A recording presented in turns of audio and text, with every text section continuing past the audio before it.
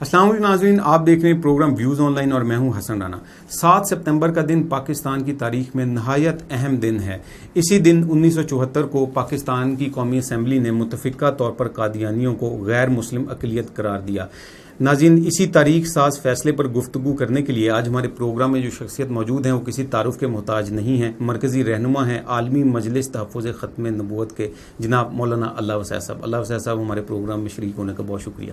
اللہ آپ کو بھی جزائے خیر دیں کہ آپ نے ختم نبوت کے حوالے سے اس آواز کو ملک گیر اور دنیا گیر بنانے کی کوشش کی۔ اللہ آپ کو اس پر بہت جزائے خیر دے۔ میں بھی آپ کا شکریہ ادا کرتا ہوں۔ بہت شکریہ جی۔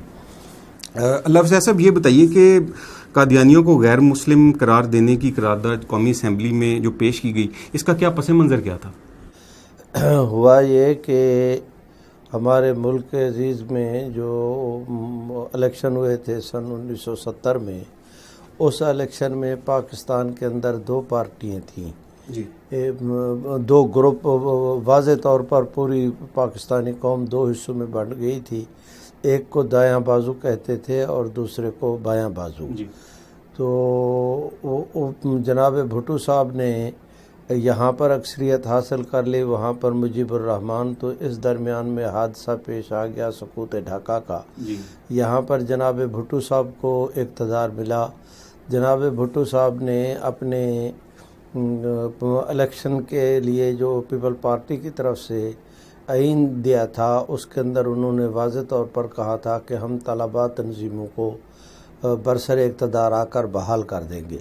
چنانچہ انہوں نے اپنے اس منشور پر عمل کرتے ہوئے طلباء تنظیموں کو بحال کیا۔ سارے ملک کے جتنے ہمارے تعلیمی ادارے ہیں، کالجز ہیں، یونیورسٹیز، تو وہاں پر الیکشن ہوئے۔ چونکہ الیکشن میں دائیں بائیں بازو کی تقسیم موجود تھی، اسی کے اثرات طلباء تنظیموں میں بھی آئے۔ جہاں جہاں پر پینل کھڑے ہوئے تو وہ 2 حصوں میں منقسم تھے، دایاں بازو اور بایاں بازو۔ ہمارے نشتر میڈیکل کالج ملتان کے بھی الیکشن ہوئے، تو اس الیکشن میں دائیں بائیں بازو کی تمیز بھی موجود تھی۔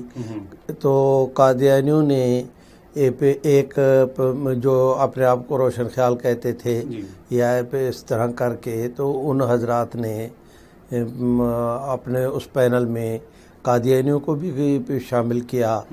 اس کے مقابلے میں جو دوسرا پینل کھڑا ہوا، وہ انہوں نے اس پینل کی یہ کہہ کر مخالفت کی کہ انہوں نے قادیانیوں کو اپنے پینل کے اندر کھڑا کیا ہے۔ تو یہ ایک ایشو وہاں پر پیدا ہوا، لٹریچر تقسیم ہوا، گفتگویں ہوئیں، طلباء کے اندر یہ بحث چل رہی تھی۔ چنانچہ اس کے نتیجہ میں جس وقت الیکشن ہوا تو جو اینٹی قادیانی گروپ تھا دایاں بازو، وہ کامیاب ہو گیا اور وہ بائیں بازو والے حضرات جو ہے یکدم شکست کھا گئے۔ اس کے بعد جو گروپ کامیاب ہوا، انہوں نے کہا کہ ہم نے سوات کی سیر کے لیے طلباء کا ایک ٹور لے کر ان کو جانا ہے جی۔ تو اس کے لیے انہوں نے وہاں سوات کا سفر کیا۔ پہلے انہوں نے بکنگ کے لیے درخواست دی تھی خیبر میل سے۔ خیبر میل لاہور کے ذریعے پشاور جاتی ہے، تو محکمہ ریلوے نے کہہ دیا کہ ہمارے پاس اس کے اندر گنجائش نہیں۔ خیبر میل میں پہلے اتنی بوگیاں ہوتی ہیں کہ اس کی پاور وہ وزن نہیں کھینچ پائے گی۔ اس دن ویسے ایک اور اضافی بوگی شادی کی، کراچی سے شادی پارٹی بھی کوئی ہے جی، وہ آ رہی ہے۔ آپ نے اگر اسی تاریخ کو ہی جانا ہے تو پھر بجائے اس کے خیبر میل کے آپ جناب ایکسپریس سے سفر کر لیں۔ جناب ایکسپریس کا خیبر میل کا لاہور کے وایا پشاور جاتی تھی، اور جناب وہ ایکسپریس جو ہے وہ فیصل آباد اور جناب نگر کے اس سے جاتی تھی۔ اس زمانے میں قادیانی جماعت کی عادت تھی کہ یہ ہر ٹرین پر اپنا لٹریچر اور اپنا اخبار تقسیم کرتے تھے، جو رکتی تھی وہاں پہ، جو بھی آنے جانے اپ اور ڈاؤن دونوں ٹرینوں پر وہ تقسیم کرتے تھے۔ اب جب یہ ٹرین وہاں پر گئی تو قادیانیوں نے وہاں لٹریچر تقسیم کیا۔ طلباء کا ملتان نشتر میڈیکل کالج کے الیکشن کی وجہ سے قادیانیوں کے مقابلے میں ہی وہ الیکشن جیتا تھا۔ ان کا ذہن بنا ہوا تھا انہوں نے قادیانیوں کا لٹریچر دیکھا تو زندہ آباد مرد آباد کے نعرے لگا دیے، جس طرح کے طلباء حضرات کا مزاج ہوتا ہے۔ 1-1.5 منٹ وہاں پر ٹرین کا سٹاپ تھا، قادیانی اس پر تل ملائے تو بہت، لیکن یہ اتنے میں سگنل ہو گیا اور وہ طلباء دوڑ کر ٹرین میں سوار ہو گئے، کوئی حادثہ ہوتے ہوتے رہ گیا جی۔ اس کے بعد قادیانی جماعت نے اسے یہ سمجھا، اسے اپنی بے عزتی سمجھا کہ ہمارے اسٹیشن پر ہمارے خلاف نعرے بازی ہوئی، حالانکہ پہل خود قادیانیوں نے کی تھی۔ اگر وہ لٹریچر تقسیم نہ کرتے تو رد عمل میں نعرہ بازی نہ ہوتی، خود کیا انہوں نے، خود تھا۔ چنانچہ اس وقت قادیانی جماعت کے سربراہ تھے مرزا ناصر احمد صاحب۔ مرزا ناصر احمد صاحب نے جو ہے وہ قادیانی جماعت کے بعد میں جو سربراہ بنے مرزا طاہر، وہ ان کا اس وقت پرائیویٹ سیکرٹری تھا۔ بھٹو صاحب اور مرزا ناصر احمد کے درمیان وہ رابطے کا کام دیتا تھا۔ رابطے کا لفظ میں اس لیے استعمال کر رہا ہوں کہ 70 کے الیکشن میں پیپل پارٹی کی قادیانیوں نے افرادی طور پر اور مالی طور پر بے پناہ مدد کی تھی، اور وہ قادیانیوں کا خود مرزا ناصر احمد کا اعتراف موجود ہے کہ قدرت کی طرف سے ہمیں کچھ اشارے بھی ہوئے تھے، حالات بھی یہ ہوئے تھے کہ ہم کسی اور پارٹی کی سپورٹ نہیں کر سکتے تھے، ان پہ کسی نہ کسی طرح اسلامی لیبل رکھا ہوا تھا۔ بھٹو صاحب کے پر جو ہے وہ ان کی پارٹی پر کوئی اسلامی لیبل نہیں تھا، تو ہم نے اس لیے ان کو ٹکٹ دیا اور خود ان کو سپورٹ کی، اور یہ قدرت کی طرف سے تھا۔ میں یہ ہندی چندی محض اس لیے کر رہا ہوں کہ اگلی گفتگو سمجھنے میں آپ کو، ہم سب کو بہت آسانی ہوگی کہ بعد میں چل کر قادیانی جماعت کا یہ عذر کرنا کہ قومی اسمبلی میں جو ہے وہ اس مسئلے کو جو لے کر گئے تھے تو قومی اسمبلی کو اس کا اختیار حاصل نہیں۔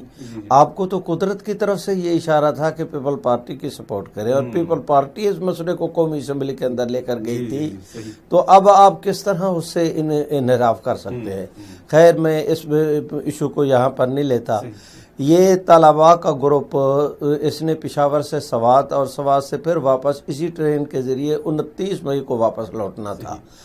تو مرزا ناصر احمد نے پیغام بھجوایا بھٹو صاحب کو۔ بھٹو صاحب بہت کایاں اور ذہین آدمی تھے، انٹرنیشنل فیم کے، تو یہ انہوں نے جا کر کہا کہ جی ہم نے آپ کی اتنی سپورٹ کی اور آپ نے جو ہے وہ اس کا بدلہ ہمیں یہ ملا کہ ہمارے اسٹیشن پر ہمارے خلاف نعرے بازی ہوئی۔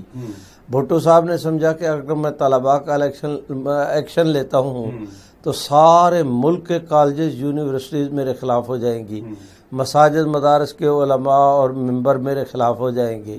تو اس نے مرزا طاہر احمد کو کہا کہ میں تو سمجھتا تھا کہ تم بہت بڑی قوت ہو، لیکن مجھے تو آج پتہ چلا کہ تم جو ہے 2 طالب علم بھی تم سے، 4 طالب علم بھی تم سے نہیں سنبھالے گئے کہ میرے پاس شکایت لے کر آ گئے ہو۔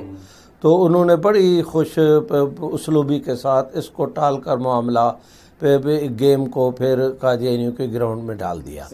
اب یہ ضرورت سے زیادہ عقل مند قادیانی قیادت کہ انہوں نے سمجھا نا کہ بھٹو صاحب نے ہمارے ساتھ کیا واردات کی ہے، تو انہوں نے یہ فیصلہ کر لیا کہ اب واپس طالب علم آئیں گے تو ہم ان کو سبق سکھائیں گے کہ انہوں نے نعرے کیوں لگائے تھے، بدلہ لیں گے۔ انہوں نے سرگودا سے لے کر یہ لالیاں تک جہاں جہاں پر ٹرین رکتی تھی وہاں اس زمانے میں قادیانیوں نے تمام، اور یہ چیزیں انکوائری پہ جو ہے وہ ہائی کورٹ کا جو جج مقرر ہوا تھا اس کی انکوائری کے اندر نہیں، یہ تھا مسٹر جسٹس سمدانی صاحب، یہ سمدانی کمیشن بنا تھا، وہ ہائی کورٹ کے جج تھے۔ حنیف رامے صاحب نے اس واقعہ کی انکوائری کے لیے جو ہے وہ جوڈیشلی انکوائری کمیشن مقرر کیا تھا۔ اس کے سامنے بیانات ہوئے کہ ان تمام اسٹیشنوں پر قادیانی ہی اسٹیشن ماسٹر اور ریلوے کا عملہ تھا۔ چنانچہ وہ ٹرین کے متعلق خبر دیتے رہے کہ اب یہاں پہنچی ہے، یہاں پہنچی ہے۔ سرگودا سے لے کر لالیاں تک قرب و جوار کے تمام چکوک و دیہات سے، شہروں سے قادیانی اس ٹرین کے اندر سوار ہوتے رہے، اور ان کو نشاندہی ریلوے کے عملے نے کی کہ یہ 2 بوگیاں ہیں جس کے اندر وہ نشتر میڈیکل کالج کے طلباء ہیں۔ طلباء بالکل بے خبر اور جو ہے وہ اس کے اندر ٹرین میں کوئی سوئے ہوئے اپنے ریزرو سیٹوں پر۔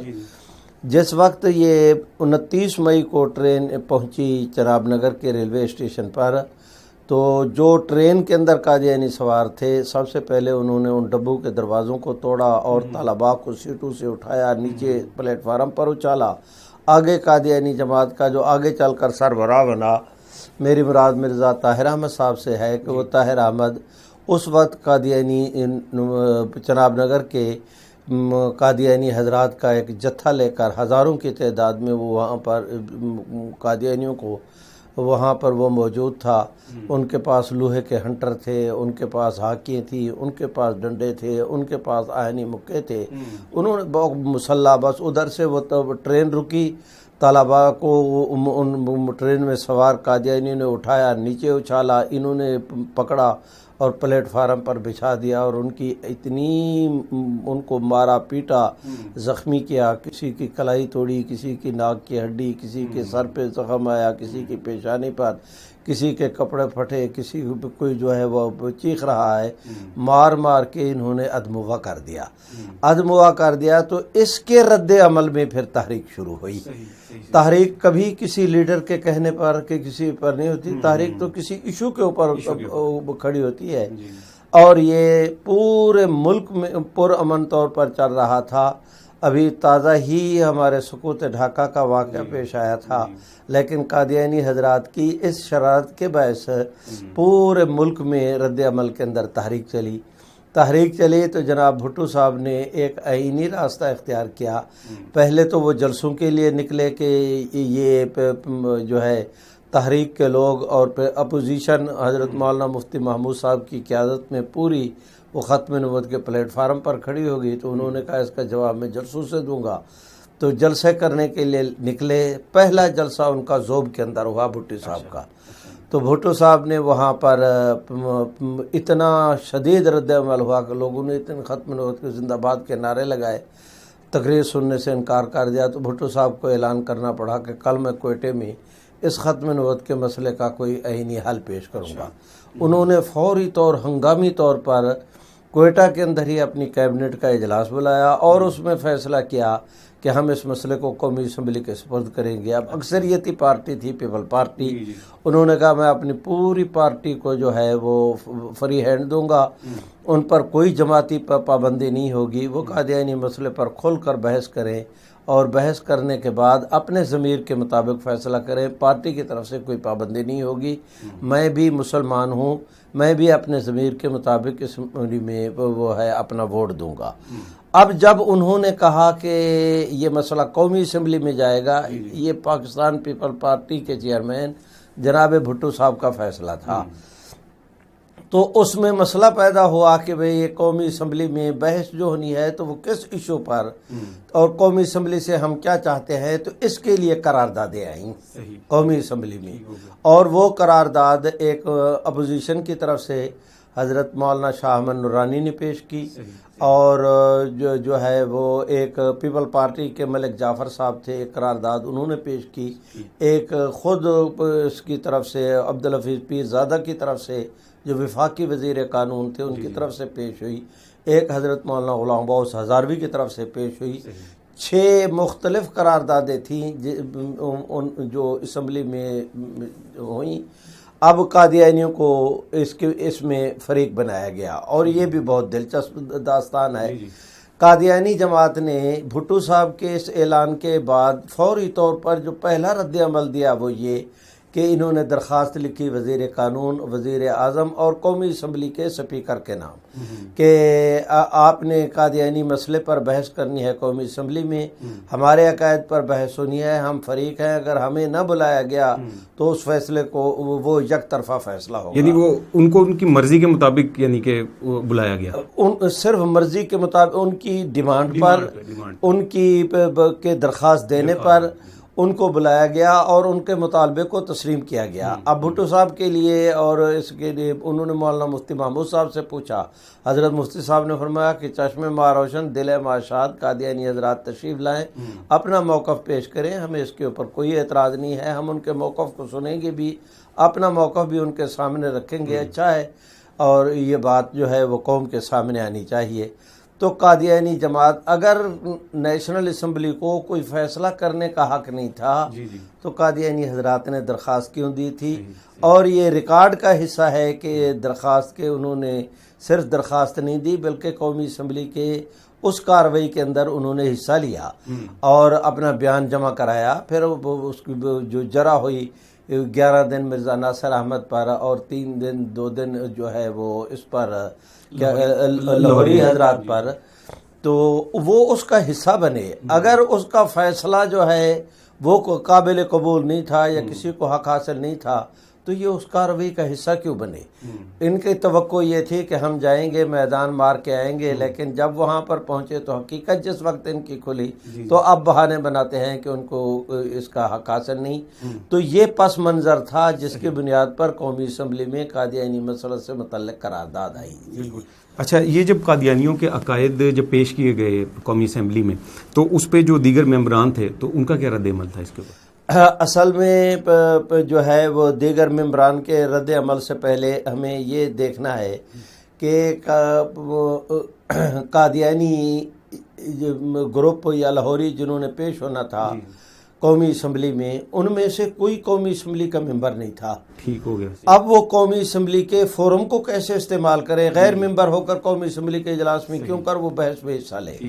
اس کا حل گورنمنٹ نے یہ نکالا، اپوزیشن نے ایک ساتھ بیٹھ کر، کہ پوری اسمبلی کو جو ہے وہ ایک کمیٹی کے اندر انہوں نے تبدیل کر دیا اور جو اسمبلی کے سپیکر تھے اس کو اسی کمیٹی کا چیئرمین بنا دیا اور اس کمیٹی میں وہ جس کو چاہیں بلا لیں. تو اب اٹارنی جنرل کو بحث کے لیے بلا لیا اور ان حضرات کو کہا کہ آپ آئیں اور آ کر پیش کریں. اسمبلی کے ممبران کو کہا کہ تمہاری حیثیت ایک جوری کی ہے، آپ نے جو سوال کرنا ہو اسمبلی کے ممبران وہ جس فریق سے جو سوال کرنا چاہیں، کوئی وضاحت لینا چاہیں تو وہ آپ حضرات اپنی لکھ کر اس کے جو ہے وہ اٹارنی جنرل کو دیں گے، جناب یحییٰ بختیار صاحب کو. وہ اپنی سہولت کے مطابق ان کو ترتیب دے کر پھر ان سے وہ سوال کریں گے. خیال تھا کہ ہر آدمی نے اگر سوال اور جرح کرنی شروع کر دی تو بدمزگی نہ ہو، تو اس کا حل یہ نکالا گیا. اور پھر یہ بھی اندیشہ تھا کہ علماء کرام نے جس وقت قادیانی جماعت کے سربراہ پر وہ جرح کی، اگر وہ جواب نہ دے پایا تو وہ بھاگنے کی کوشش کرے گا. اس کو قابو کرنے کے لیے کہ ڈائریکٹ اس سے سوال ہی نہ کیے جائیں، وہ تحریری طور پر اٹارنی جنرل کو دیں، اٹارنی جنرل سوال کرے. اب مرزا ناصر احمد بھاگ گیا تو اس کے لیے پھر قادیانی عقائد پر بحث ہوئی. بحث نہیں ہوئی، میں کہتا ہوں کہ دنیا جہان کے کسی فورم پر قادیانی مسئلہ سے متعلق اتنی کھلی بحث آج تک جو نہ ہوئی اور شاید آئندہ بھی نہ ہو پائے، وہ وہاں اس کے اوپر ہوئی. قادیانیوں کے اوریجنل کتابیں اور حوالہ جات وہاں بکس وہ وہاں پر پیش کیے گئے، ان کے اخبارات وغیرہ. اور پھر جس وقت مرزا ناصر احمد کو اور یہ لاہوری گروپ کو جواب دینے کے لیے جو ہے وہ کئی پینترے بدلنے پڑے، تو اس کا نتیجہ یہ نکلا کہ خود اسمبلی کے تمام تر ممبران نے جس وقت ووٹنگ ہوئی، ایک ممبر غیر حاضر نہیں تھا، ایک ممبر نے اس کی مخالفت نہیں کی. کراچی سے لے کر خیبر تک اس دن ہر ممبر اسمبلی کے اجلاس کے اندر موجود تھا اور ایک آدمی وہ قرارداد پہ محرکین کے اندر شریک تھا. میری مراد محمود علی قصوری ہے. انہوں نے جو ہے وہ عمر رضا قصوری، انہوں نے وہ قرارداد کے اوپر دستخط کیے تھے، لیکن انہوں نے اس دن واک آؤٹ کیا. واک آؤٹ وہ اس لیے کر رہے تھے کہ گورنمنٹ اور اپوزیشن مل کر جو مشترکہ قرارداد لائے ہیں یہ قرارداد نرم ہے، اسے اور سخت کرنا چاہیے، قادیانیوں کو خلاف قانون قرار دے. انہوں نے قرارداد کی مخالفت نہیں کی، اس میں وہ ترمیم کرنا چاہتے تھے، لیکن ان کے علاوہ پوری اسمبلی کا اپوزیشن اور گورنمنٹ کا ایک آدمی ایسا نہیں تھا جو جس نے قرارداد کے حق کے اندر ووٹ نہ دیا ہو یا مخالفت کی ہو. تو یہ دلیل ہے اس بات کی کہ اسمبلی کے ممبران نے قادیانی مسئلے پر اتنی لمبی گفتگو سننے کے بعد جو فیصلہ کیا وہ یہی تھا کہ سب نے ختم نوت کے حق میں ووٹ دیے، قادیانیوں کے حق کے اندر ایک ووٹ بھی نہیں آیا. اس سے آپ اندازہ لگا سکتے ہیں کہ قادیانی جماعت یا لاہوری وہ اپنے موقف کو اسمبلی کے ممبران کے سامنے کتنا منوا سکے. اور پھر واپس آ کر مرزا ناصر احمد اور انہوں نے جناب بھٹو صاحب اور ان کی پارٹی نے اپوزیشن نے یہ فیصلہ کر لیا کہ بھئی اس کارروائی کو خفیہ رکھنا ہے. تو قادیانیوں کو موقع مل گیا کہ اب کارروائی تو خفیہ ہے، اس نے چھپنا نہیں، تو انہوں نے پروپیگنڈا شروع کر دیا کہ اگر اس کارروائی کو چھاپ دیا جائے تو آدھا ملک قادیانی ہو جائے گا. یہ قادیانیوں کا کہنا تھا. یہ قادیانی حضرات نے موقف اختیار کیا. پتہ ہے کہ کارروائی چھپنی نہیں. ہم نے اس کے جواب کے اندر کہا کہ بھئی اس کارروائی کو پڑھ کر جن لوگوں نے آدھے ملک نے قادیانی ہونا ہے تو اس کارروائی کو سن کر اسمبلی کے ممبران میں سے کتنے لوگ قادیانی ہوئے تھے، اور یہ کہ ان میں سے چلو کوئی مسلمان نہ ہوا، کنویس قادیانی نہ ہوا ہو، آپ کے حق میں کنویس ہو کر آپ کو ووٹ دیا ہو، تو ایک آدمی بھی نہیں. تو یہی سوال آپ حضرات کے اسی لاہور کے ایک مولانا اختر کاشمیری صاحب تھے، انہوں نے صاحبزادہ فاروق علی خان جو اس وقت قومی اسمبلی کے سپیکر تھے اور اس کمیٹی کے چیئرمین تھے، ان سے انٹرویو لیا. اور پھر انہوں نے ایک انٹرویو لیا اٹارنی جنرل سے. انہوں نے کہا کہ قادیانیوں کو تو شکر گزار ہونا چاہیے گورنمنٹ کا کہ کارروائی نہیں چھاپ رہے. جس وقت کارروائی چھپی تو قادیانیوں کو منہ دکھانے کی جگہ نہیں رہے گی. انہوں نے یہ تو اس طرح وہاں پر موقف بدلتے رہے، پیترے بدلتے رہے، اور اس طرح جو ہے وہ یہ شکست سے دوچار ہوئے. اچھا، مرزا ناصر نے کیا یہ اعتراف کیا تھا قومی اسمبلی میں اس ساری کارروائی کے دوران کہ ہم مرزا غلام قادیانی کو نبی مانتے ہیں؟ اس نے صرف اعتراف نہیں کیا تھا بلکہ اس کے سامنے جس وقت مثلا مرزا غلام محمد قادیانی کی کہ ملفوظات جلد 10 کا صفحہ 127 کا حوالہ ہے کہ سچا خدا وہ ہے جس نے دافع البلا کے اندر ہے کہ سچا خدا وہ ہے جس نے قادیان میں اپنا رسول بھیجا. صحیح. ملفوظات کے اندر ہے کہ ہمارا دعویٰ ہے کہ ہم نبی اور رسول ہیں. ٹھیک ہو گیا. ٹھیک ہے نا جی. اور یہ کہ کسی کے انکار سے کفر تب لازم آتا ہے کہ وہ نبی ہونے کا مدعی ہو. دوسری جگہ لکھا کہ جو مجھے نہیں مانتے وہ کافر ہے. خود تسلیم کیا کہ مدعی نبوت کے انکار کرنے سے کفر، نبی کے انکار سے کفر لازم آتا ہے. پھر خود کہا کہ جو مجھے نہیں مانتا وہ کافر ہے. ان ساری چیزوں کو ملائے تو معاملہ تو اسمبلی کے ممبران پر واضح تھا. اب مرزا ناصر احمد کبھی ادھر بھاگتا کبھی ادھر بھاگتا. اٹارنی جنرل وہ بحث کرنے کے بہرحال بحیثیت وکیل کے وہ کبھی کوئی سوال کرتے کبھی کوئی سوال کرتے، اور اس کے بعد ایسا ان کو جو ہے وہ اپنا پٹڑے پر لاتے کہ یہ چوکڑی بھول جاتا. کبھی پانی پیتا، کبھی اہم کرتا، کبھی کہتا ہے میں حوالہ چیک کروں گا، کبھی کہتا ہے آج میں تھک گیا ہوں.